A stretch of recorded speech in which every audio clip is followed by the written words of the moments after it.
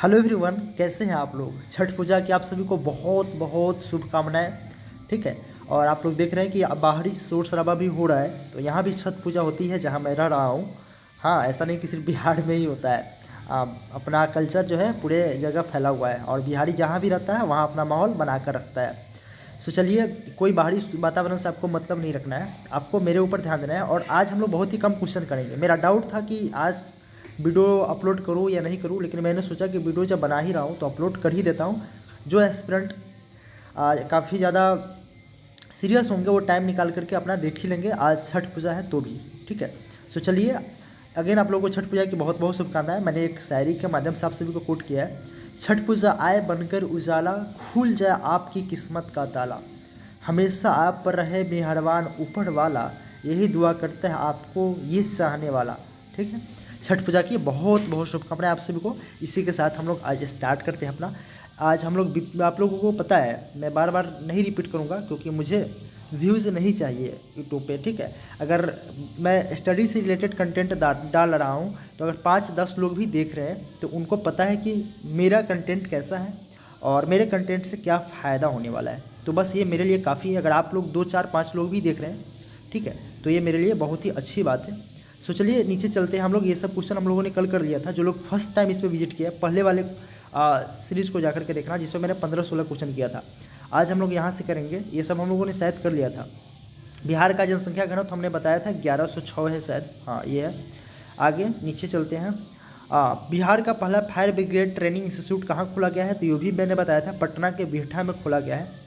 बिहार में शराबबंदी कानून का उल्लंघन करने वालों को गिरफ्तार करने के लिए जो एक योजना क्या है, एक अभियान चलाया गया है, उस अभियान का आप लोगों ने कमेंट में बताया था आंसर। ठीक है। और उसका सही में ऑपरेशन प्रहार उसका राइट आंसर हो जाएगा। आज हम लोग यहाँ से स्टार्ट करेंगे। पहला क्वेश्चन हम लोग का यहाँ पे दिख रहा है। ठीक है। पहला क्वेश्चन है, ए पैसेज टू इंडिया किसके द्वारा लिखा गया है। ए पैसेज टू इंडिया किसके द्वारा रचित है। अब आपको इसका आंसर बताना है। ऑप्शन 4 है, नीरज सी चौधरी, रविंद्रनाथ टैगोर, थॉमस हार्डी और E.M. फास्टर। ठीक है, फॉस्टर होगा। चलिए, तो इसमें से चारों ऑप्शन कौन होगा, आप बताइए चारों का। और आप लोग लास्ट में बताइएगा कि आपके जो टोटल मैंने 15 या 16 क्वेश्चन करवाऊंगा उसमें आपके कितने सही हो रहे हैं। शर्माना नहीं है। 2-3 क्वेश्चन सही होगा तो ही 2-3 क्वेश्चन लिखना है, क्योंकि जो अपने अंदर की कमियां को दिखाता है लोगों के सामने में, वो वाकई में एक दिन महान बनता है। ठीक है।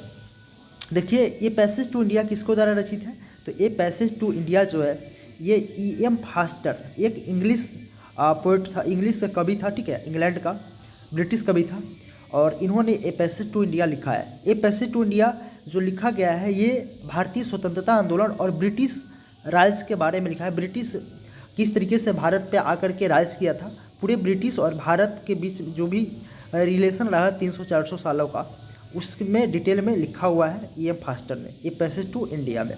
नीरज सी चौधरी, आपको पता होगा, नीरज सी चौधरी ने ए पैसेज टू इंग्लैंड से नहीं, नीरज सी चौधरी ने लिखा था ये ऐसे अननोन भारत करके आत्मकथा है कोई। ठीक है, a passage to unknown Bharat, unknown India करके लिखा हुआ है। अननोन इंडिया एक इनकी आत्मकथा है। रविंद्रनाथ टैगोर के बारे में आपको पता ही है, एक बंगाली कवि हैं, कवि थे, बहुत ही बड़े साहित्यकार, रचनाकार, चित्रकार जो कहे आप, और साहित्यकार थे। इनको 1913 में साहित्य का नोबेल पुरस्कार से सम्मानित किया गया था रविंद्रनाथ टैगोर को। इनको प्यार से लोग गुरुदेव कहते थे। हाँ, तो इनके बारे में याद रखिएगा, एक बंगाली कवि थे। चलिए, इन्होंने, हाँ एक बात और बता देता हूँ, रविंद्रनाथ टैगोर ही तो हम लोगों का राष्ट्रीय गान लिखे थे, जन गण मन। और एक क्या नाम है इसका, बांग्लादेश और भारत से ही डिवाइड होकर के बना है, तो बांग्लादेश का भी जो राष्ट्रीय गान है वो भी रविंद्रनाथ टैगोर ने ही लिखे हुए हैं। ठीक है, तो ये याद रखिएगा। आगे चलते हैं। अगला क्वेश्चन हम लोग का है, गंगा की कौन सी सहायक नदियाँ उत्तर की ओर प्रवाहित होती है। उत्तर की ओर प्रवाहित होने वाली, उत्तर की दिशा में जो बहती है गंगा की बहुत सारी सहायक नदियाँ हैं। गंगा की कितनी सहायक नदियाँ हैं, आप लोग कमेंट बॉक्स में लिख करके बताना कि गंगा की कौन कौन सी सहायक नदियाँ हैं। लेकिन इसमें क्वेश्चन में पूछा गया उत्तर की ओर जो बहने वाली है वो नदी के बारे में बताना है। तो उत्तर की ओर जो बहने वाली नदी है वो सोन है। ठीक है, कौन, सोन नदी जो है उत्तर की ओर बहती है।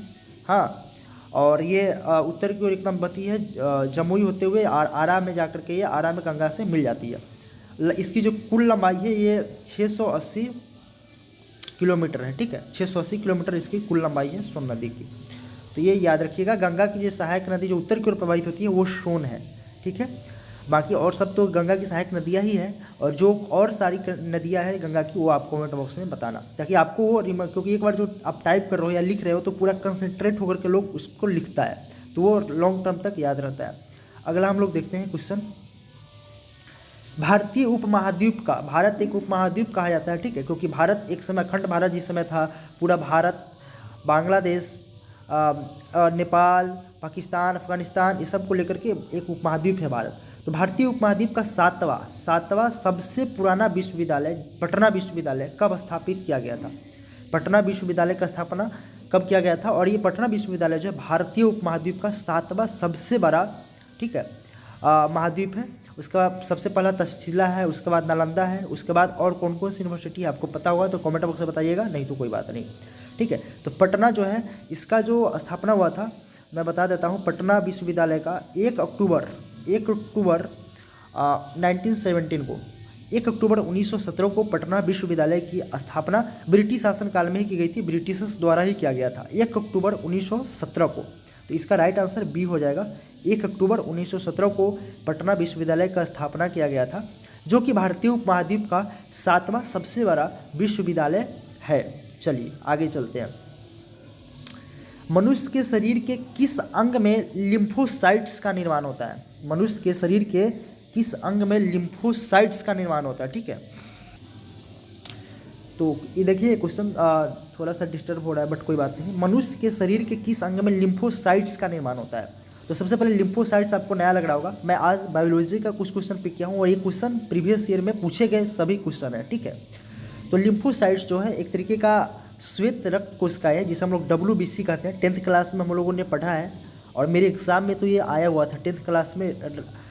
श्वेत रक्त कोशिकाएं, लाल रक्त कोशिकाएं के बारे में हमसे पूछा गया था, हाँ, और मुझे याद है कि मैंने बहुत अच्छे से याद किया था। तो लिम्फोसाइट्स एक श्वेत रक्त कोशिकाएं हैं जो मानव शरीर में एक गश्ती सेना जो होता है ना, सेना जिस तरीके से गश्त करते रहता है बॉर्डर के चारों साइड, इसी तरीके से ये जो श्वेत रक्त कोशिका है ये हमारे शरीर में, ठीक है, पूरे शरीर में घूमते रहता है, ठीक है। और ये सुरक्षा तंत्र के सारे भावों के बीच सामंजस्य स्थापित कर, जो भी सुरक्षा तंत्र हमारे शरीर का है उसमें एक सामंजस्य स्थापित करने का एक तरीके का काम करता है लिम्फोसाइट्स।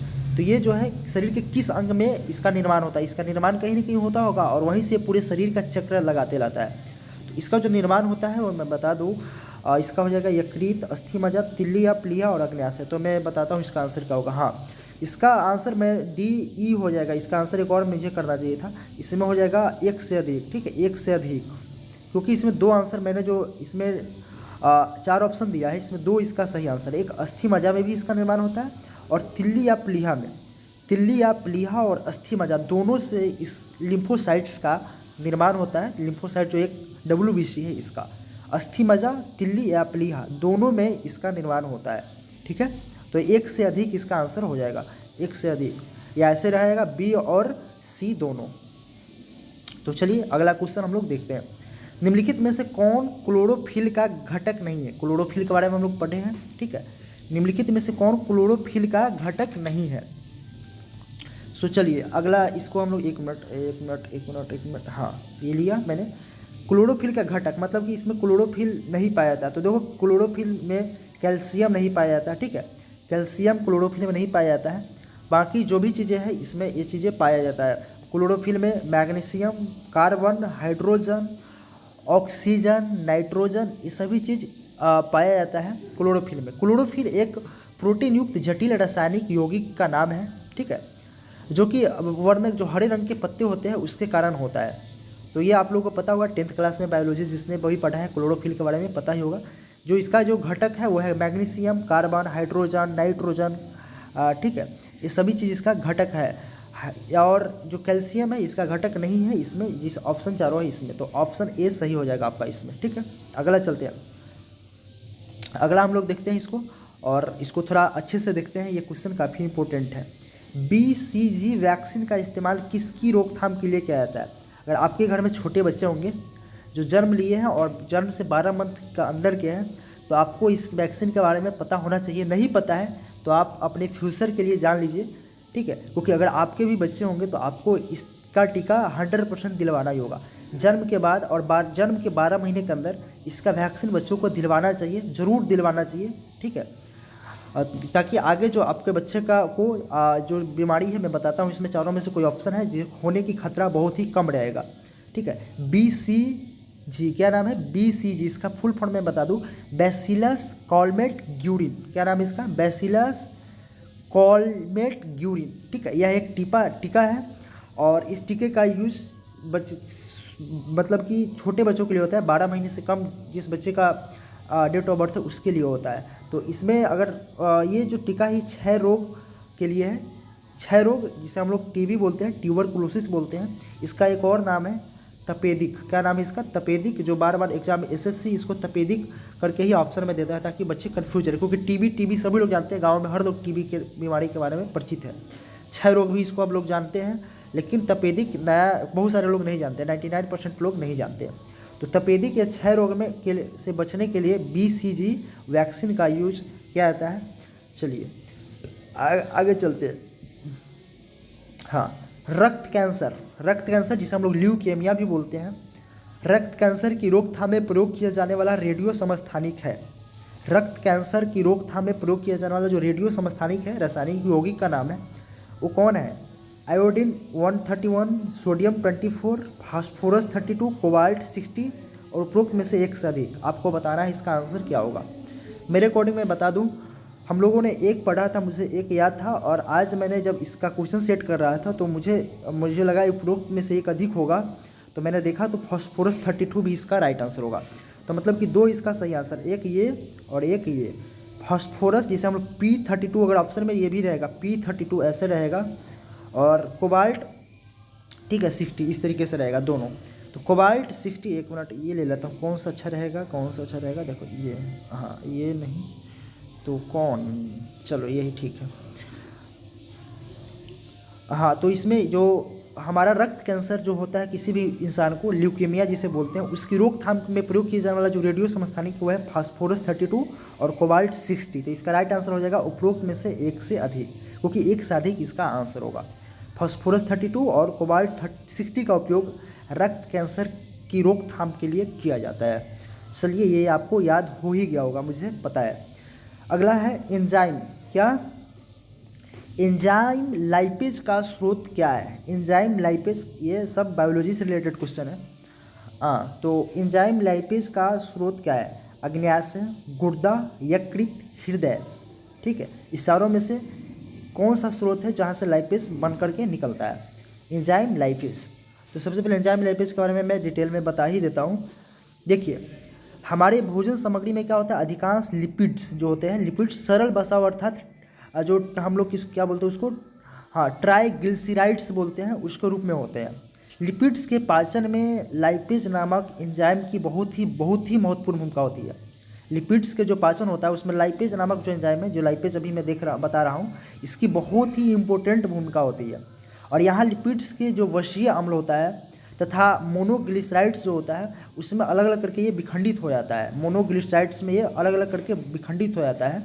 और लाइपेज एंजाइम प्राकृतिक रूप से, नेचुरली रूप से क्या होता है, ये ऑटोमेटिक अग्न्याशय तथा आमाशय से स्रावित होने वाले रस में उपस्थित होता है। जो हमारे अग्न्याशय हैं, ये जो अग्न्याशय या आमाशय, उससे जो रस निकलता है जब हमारा पाचन की प्रक्रिया चल रहा होता है, ठीक है, मुख गुहा से शुरू होकर के धीरे धीरे जब अग्न्याशय में जाता है और वहाँ से जो रस निकलता है वहीं से लाइपेज का निर्माण होना शुरू होता है, ठीक है। इसको याद रखिएगा, ये बहुत ही इंपॉर्टेंट क्वेश्चन है। पित्त में भी क्या होता है, कोई पाचन एंजाइम जो ये सब चीज़ें पित्त में होता ही नहीं है, फिर भी यह लिपिड्स के पाचन एवं अवशोषण में सहायक होता है।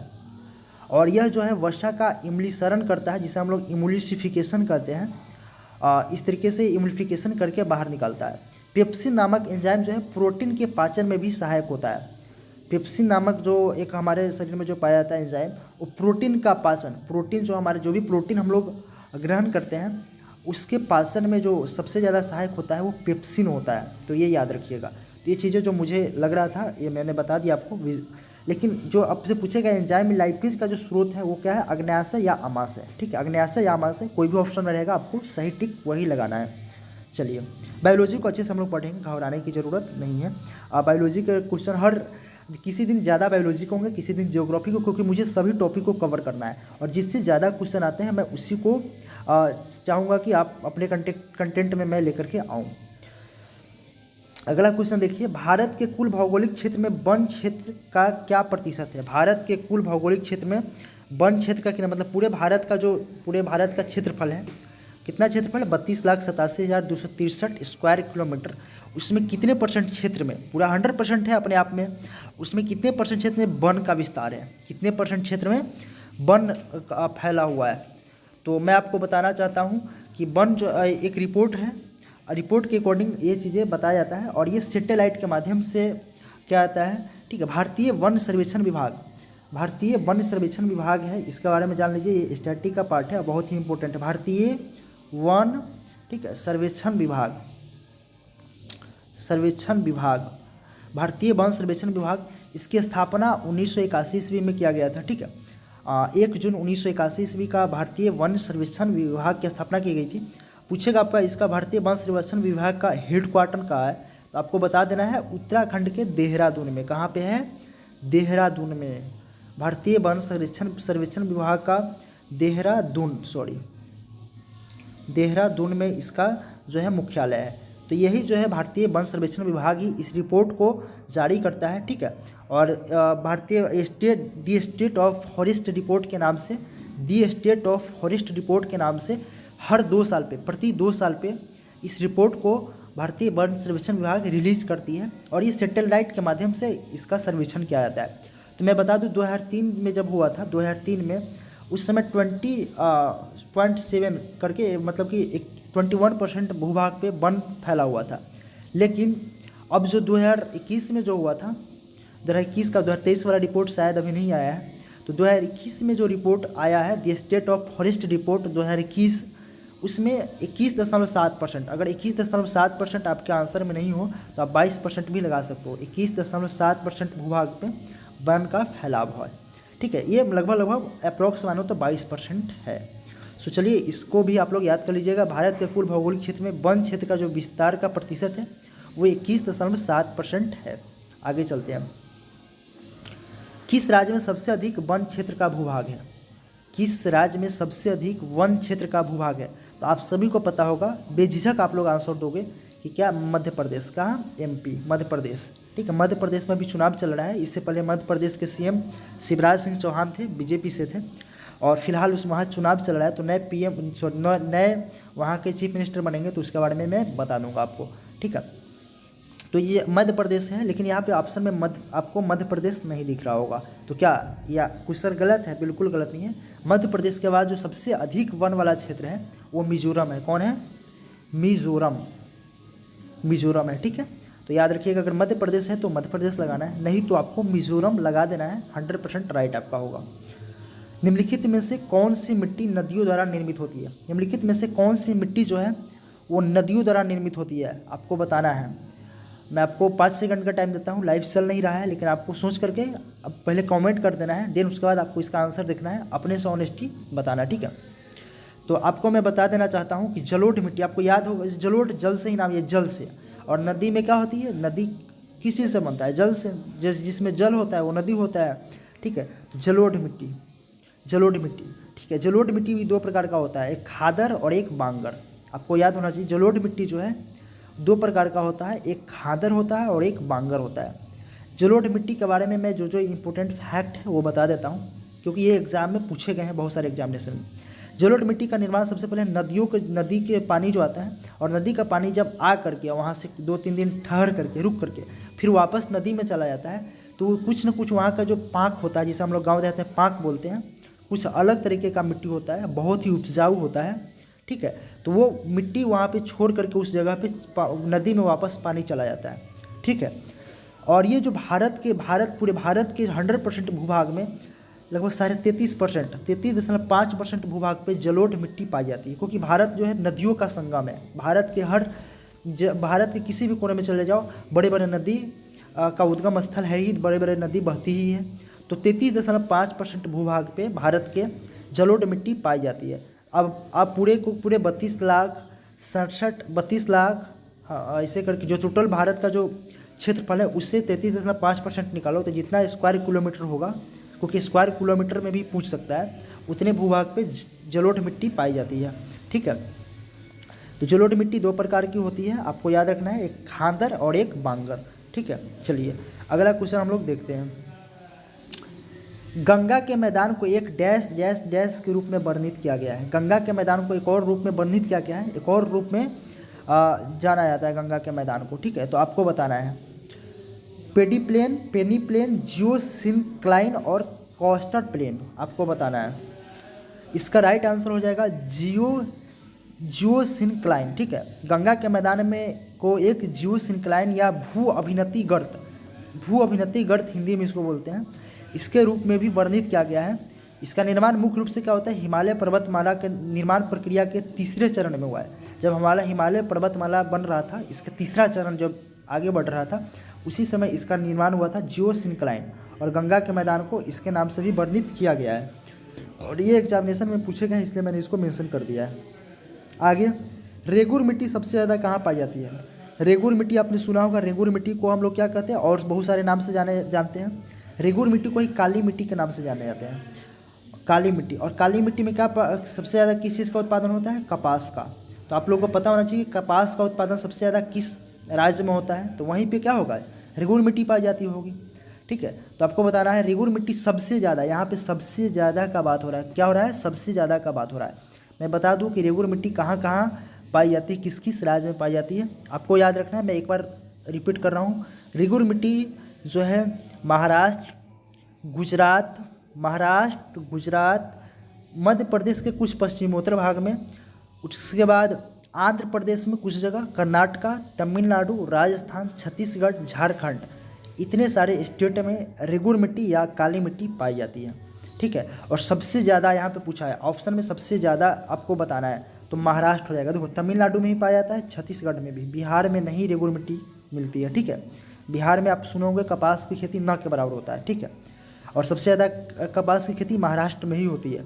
तो महाराष्ट्र, तमिलनाडु, छत्तीसगढ़, झारखंड जो है बिहार से छट करके अलग बना है, तो वहाँ रेगुर मिट्टी पाई जाती है। तो सबसे ज़्यादा यहाँ पे रेगुर मिट्टी महाराष्ट्र में पाई जाती है। ठीक है, अगला, और 1 मिनट इस फॉर्मेट को सही किया जाए। हाँ चलो, 2011 की जनगणना के अनुसार भारत की कुल जनसंख्या में नगरीय जनसंख्या का प्रतिशत कितना है? भारत का जो पूरा भूभाग है, ठीक है, उसमें नगर कितने % भूभाग में है? और या नगर छोड़, नगर पूछेगा तो नगर, नहीं तो आपको उसके बाद क्या बताना है, नगर, उसके बाद क्या, रूरल जो होता है सो, ठीक है, देहाती एरिया। तो मैं आपको बता दूं कि पूरे भारत के 100% भूभाग में 31.1% क्या है, 31.1% जो है भूभाग में क्या है, नगरीय जनसंख्या का विस्तार है। कितना? 31.1%। एक बार और याद कीजिए आप लोग, 31.1% भूभाग में क्या है, नगरीय जनसंख्या है, 31.1%। बाकी जो भी बच गया वो क्या हो जाएगा, हमारा जो भी रूरल है, देहाती इलाका है, वो है 69 कुछ हो जाएगा। ठीक है, इसको याद रखना, ये इंपॉर्टेंट है, काफ़ी ज़्यादा इंपॉर्टेंट है, और इसे क्वेश्चन पूछने का संभावना काफ़ी ज़्यादा है। पूछ रहा है 37वें राष्ट्रीय खेल में पहली बार आयोजित फुटबॉल खेल में किस राज्य की महिला फुटबॉल टीम ने स्वर्ण पदक अपने नाम किया? देखो, 37वां राष्ट्रीय खेल जो इस बार हुआ है, ठीक है, उसमें पहली बार फुटबॉल को सम्मिलित किया गया था महिलाओं के लिए, और इसमें महिला टीम ने भाग लिया था। ठीक है, और ये महिला टीम भाग लिया था, तो इसमें किस महिला टीम ने स्वर्ण पदक जीता है? ठीक है, विजेता और उप विजेता दोनों टीमों को याद रखना है आपको। और 37वें राष्ट्रीय खेल से रिलेटेड आपको जो भी फैक्ट है वो याद रखना बहुत ज़रूरी है, क्योंकि इससे क्वेश्चन आने के चांसेस ज़्यादा है। सबसे पहले मैं बता दूं, 37वां राष्ट्रीय खेल जो है वो इस बार गोवा में संपन्न हुआ है। ठीक है, 36वां राष्ट्रीय खेल मैंने आप सभी को डिस्कशन क्लास जब हम लोग करते थे, याद है आप लोगों को, जो लोग समझ रहे हैं आपको मैं बता रहा हूँ कि हम लोग 36वां राष्ट्रीय खेल के बारे में पिछले बार या नवंबर में ही पढ़े थे कि गुजरात में हुआ था। ठीक है, कहाँ पे? गुजरात में। और 37वां गोवा में, उसी समय हम बता दिए थे आप लोगों को कि 37वां गोवा में होने वाला है, और ये संपन्न भी हो चुका है। अब मैं आपको 38वां बता रहा हूँ कि 38वां कहाँ होगा। तो 37वां गोवा में हुआ है, 38वां जो है उत्तराखंड में होगा। कहाँ पे? उत्तराखंड में, जहाँ पे देहरादून अभी बताया हूँ, जहाँ पे भारतीय वन सर्वेक्षण विभाग का मुख्यालय है। ठीक है, तो उत्तराखंड में याद रखिएगा कि 38वां राष्ट्रीय खेल का आयोजन उत्तराखंड में किया जाएगा। तो ये जो 37वां राष्ट्रीय खेल है इसमें फुटबॉल को शामिल किया गया था और महिला टीम ने इसमें पार्टिसिपेट किया था। और उड़ीसा की महिला फुटबॉल टीम ने स्वर्ण पदक जीत करके विजेता बनी है। और मणिपुर जो है, मणिपुर की राजधानी इम्फाल, ठीक है, मणिपुर टीम जो थी, मणिपुर की महिला टीम वो उप विजेता रही है। उड़ीसा टीम विजेता बनकर के स्वर्ण पदक अपने नाम की है, मणिपुर उप विजेता रही है। दोनों को याद रखना है। अगला 32 नंबर है राष्ट्रीय खेल 2023 का शुभंकर मोगा। हर खेल का क्या होता है, एक शुभंकर होता है, एक शुभंकर प्रतीक होता है और उस शुभंकर का जो अनावरण होता है, उस शुभंकर को जो आगे ला करके पार्टिसिपेट करने वाले जो लोग होते हैं वो बड़े पॉपुलर लोग होते हैं। जैसे कि इस बार वहाँ के शायद गोवा के मुख्यमंत्री थे, उन्होंने मोगा का इस अनावरण किया, ठीक है। तो राष्ट्रीय खेल 2023 का शुभंकर जो मोगा है, मोगा, इसका शाब्दिक अर्थ क्या है? तो ये लास्ट क्वेश्चन है शायद, तो इसको आपको क्या करना है, कमेंट बॉक्स में बताना है। राष्ट्रीय खेल 2023 के शुभंकर जो मोगा है, इसका शाब्दिक अर्थ क्या होता है मोगा का, ठीक है। सुख होता है, शांति होता है, प्रेम होता है, एकता होता है। इस चारों में से राइट आंसर आपको कमेंट बॉक्स में बतानी है, ठीक है। आपको याद नहीं पता होगा, आप कमेंट सर्च करना गूगल पे या कहीं और देखना, आपके पास बुक होगा तो, ठीक है। तो ये आपको बताना है कमेंट बॉक्स में। अगर आप चाहते हो कि इसका PDF भी मुझे मिल जाए ताकि मैं कभी कभी देख करके रिवीजन कर लूँ, तो आप मुझे बताना, मैं टेलीग्राम पे अपलोड कर दूँगा। फिलहाल इस वीडियो में इतना ही रहने देता हूँ और नेक्स्ट क्वेश्चन हम लोग कल या परसों लेकर के आएंगे। आप लोग बताइएगा कि कल मैं इस टाइम वीडियो अपलोड करूँगा कि नहीं, क्योंकि कल हम लोग का सुबह का जो है छठ पूजा है, ठीक है। घर से फ़ोन आ रहा है, तो सुबह का छठ पूजा कौन कौन देखने जाएगा वो लोग बताना, क्योंकि आप लोग जाओगे तो कल वीडियो देख नहीं पाओगे। तो हो सके तो मैं परसों वीडियो अपलोड करूँगा। और जो लोग इस वीडियो को लास्ट तक देख रहे थे उन लोगों को बहुत बहुत शुक्रिया, तहे दिल से शुक्रिया, क्योंकि आप लोग बिलीव कर रहे हैं मेरे ऊपर और मैं आपके विश्वास पे खड़े उतरने का हमेशा प्रयास करता हूँ, ठीक है। और आप लोगों को कहीं से मैं ये हर्ट नहीं होने देना चाहता हूँ कि आपका टाइम कहीं से वेस्ट हो रहा है और आपको उसके बदले में कोई आउटपुट मिल नहीं रहा है। ऐसा मैं होने दूंगा नहीं जब तक मैं ज़िंदा हूँ, ठीक है। तो चलिए इस वीडियो में इतना ही रहने देता हूँ, चलता हूँ, थोड़ा बहुत इधर उधर की कामें करना है, ठीक है। चलो, अरे यार।